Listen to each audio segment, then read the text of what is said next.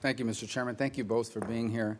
Let me begin with a specific question and then kind of a broader one, because Libya is often pointed to as an example of a foreign policy mistake or what have you, and I want to revisit that for a moment. You were both keen observers of it. Obviously, the ambassador was there in the aftermath. But I want to talk about the Benghazi Defense Brigade.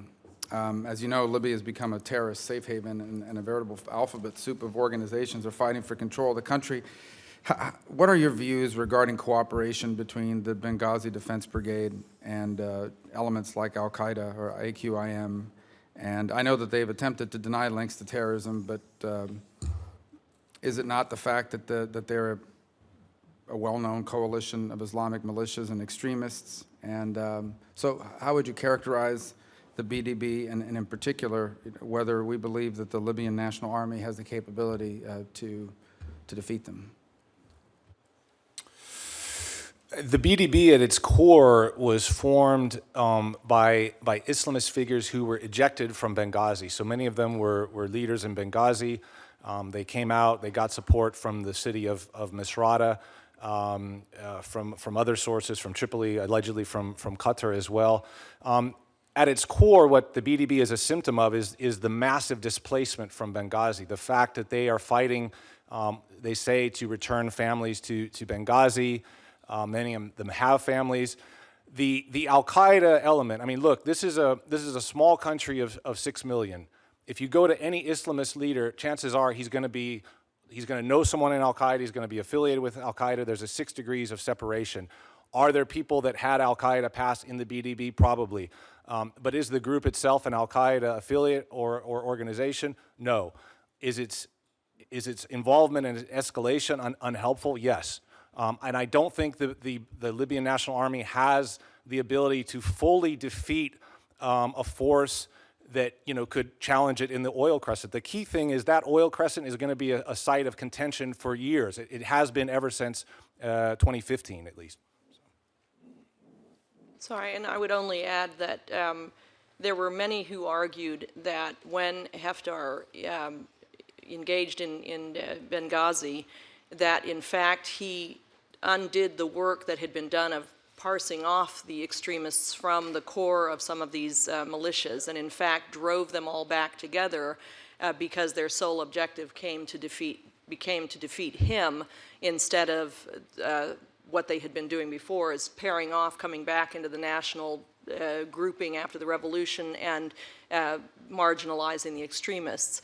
But again, as Dr. Wary says, just about every Libyan family, it's like rebels and Yankees. They've got somebody in it that they'd rather not see at the table, but they admit to, and then they feel sorry when that person passes away too. I mean, I've watched Libyans who are pro-Haftar weep over the death of Benghazi revolutionaries because they're cousins or there's someone else. I would say the hardcore Al-Qaeda group has been in Derna. A lot of them are the affiliates, and Derna historically has been a kind of a refuge for people because it's filled with caves, it's isolated, and it's easily cut off. So even when Gaddafi was there, people were there. The Christian saints used to hang out there in the 4th century and 5th century because it was so isolated. So that is, yes, a problem. Benghazi is a mix.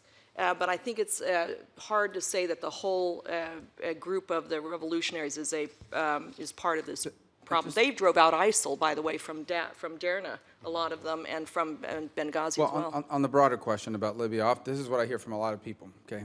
And I'm simplifying it. Gaddafi was a really bad person, but at least he kept the country stable. He was overthrown, and now all the Islamists are there, and it's become a playground.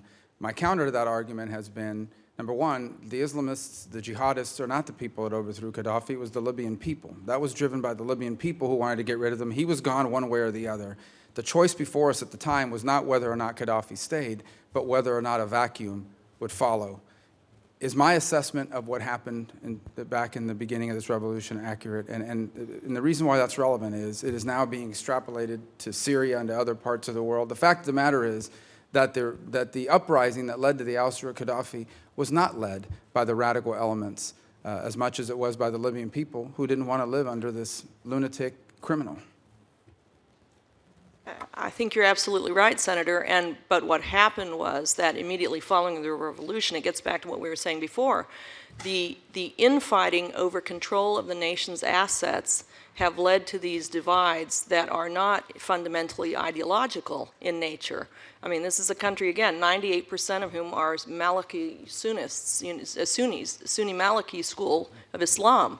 That's not the issue. The issue is who controls the wealth, and that's why I see it more, and I think Fred does too, in terms of status quo ante, who owned the goods versus distributive democracy of people who felt that it was time now to share the wealth and also have a democratic group. Now, I think there are some who are indeed, they're Salafists, but they're still Democrats, small d Democrats.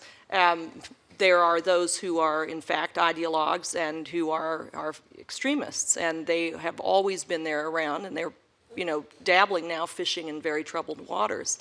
But at the end of the day, I still believe in my heart of hearts that this needs a political reconciliation that provides for equitable distribution of national wealth in a transparent way will bring people together against those narrow group of extremists. I believe that. Naively, perhaps, but I believe it.